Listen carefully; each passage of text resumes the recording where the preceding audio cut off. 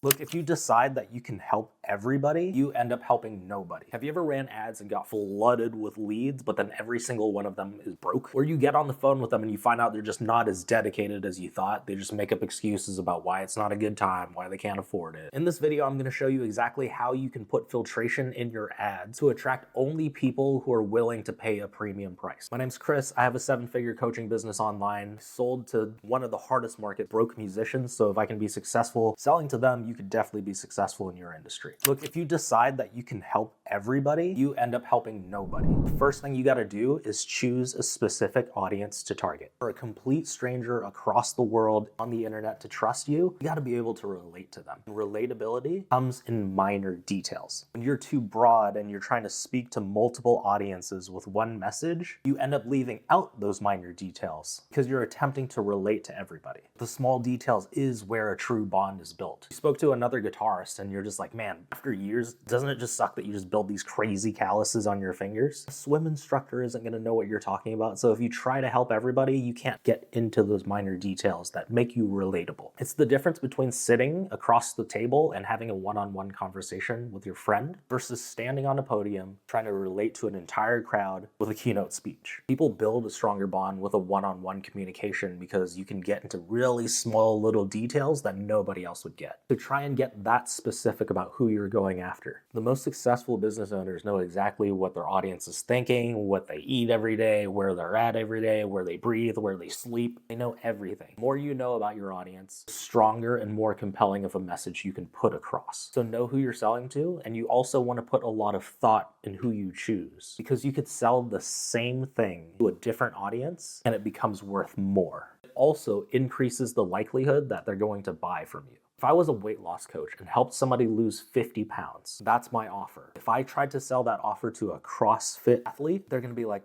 that might be nice. It'd be cool, but I'm already in shape. I'm already working hard enough. I already have the mentality to do it. I took that same offer and sold it to somebody who was an obese person that is about to have a heart attack and die. This offer becomes way more valuable to that person because they are in dire need compared to the CrossFit athlete. It's more urgent, they will pay more, they are more desperate for it, they are less likely to achieve it without you. When you choose your audience, think about how desperate are they for the solution? Who do you like spending time with the most? Who has more of a buying power to be able to pay you? And who has the mindset that's willing to invest and make the changes to get the result? Because if they get the result, they become a happy client and they spread the word and they can't shut up about your business, and that brings you more clients. You can start narrow now and you can expand later. If you were specific about who you go after right now, you're not locked into just helping them forever. Think about it. If you aimed narrow, helped that specific group of people, you would get paid, you'd start making more money, which means you have more ammo and you have more chances at taking shots at a wider audience. If you have $5 right now to spend on ads, would you spread it across multiple audiences? If you took that $5, targeted one specific type of person, that brought you $500 more.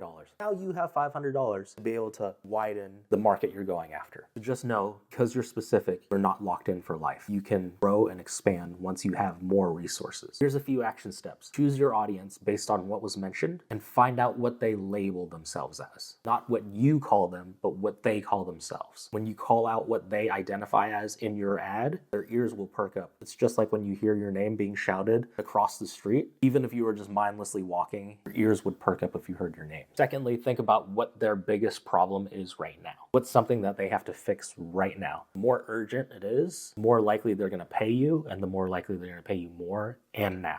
Even if you chose the right audience, broke leads are still going to seep into your ecosystem unless you do some subconscious qualifying. So the next part is the most important if you want to remove all the bad leads and just be left with the people who are serious and ready to buy now. Do you ever have any inside jokes with your best friends? Like you and your buddies are in the corner in a room full of people and you guys are just dying, cracking up, but everyone else is looking at you like, what is wrong with these people? Apply that, but to the problems of your ideal client. Only a specific group of people should understand the problem that you're talking about. In marketing, they teach you to talk about pain points and problems of your audience. But again, you should talk only about specific problems that you run into at a certain level where you've put in a certain amount of effort and time towards trying to achieve a goal. Reason being is because the more time that you've committed to something, the more of an urge you have to fix any issues that come along the way. You want to choose problems to talk about that doesn't even make sense to everybody else. This is an example of something broad. You want to become a millionaire, work online, have freedom, and work wherever you want to. This is going to attract a bunch of people that don't want to work, beginners, intermediate, some advanced people. It's going to attract everybody. It's going to leave a bunch of noise in your world. But if I was specific about the problem and said, doesn't it feel like a full-time job just trying to learn all these tax loopholes to try to preserve the money that you already spent decades on working to earn? Somebody who's in a W-2, working a job, or still learning how to build wealth doesn't have that problem. They're not spending all day learning tax loopholes. It's only when you've hit a certain level, once you've made all that money, that's when that becomes a problem. So that's a nuanced problem you only understand once you've hit a certain level. I would choose that problem over the first one that I mentioned. Because if you haven't made millions already, you don't know what that problem feels like. You're just going to keep scrolling through social media. And that's what you want. You want the people who don't understand to just keep scrolling, and you want to attract just the people who do understand. So think of it like inside jokes with your best friends, but it's inside problems with your audience. But a lot of business owners do one thing in their ads that are pushing away some of the best clients. You don't want to just say problem, you want to describe it. Most ads that I've seen from coaches are just them telling you problem or telling you what your situation is by listing problems and qualifications. So while that's better than not filtering people at all, sometimes it can be triggering for people because they think you're just coming after their money. I've seen ads that say you have to make at least 6 figures.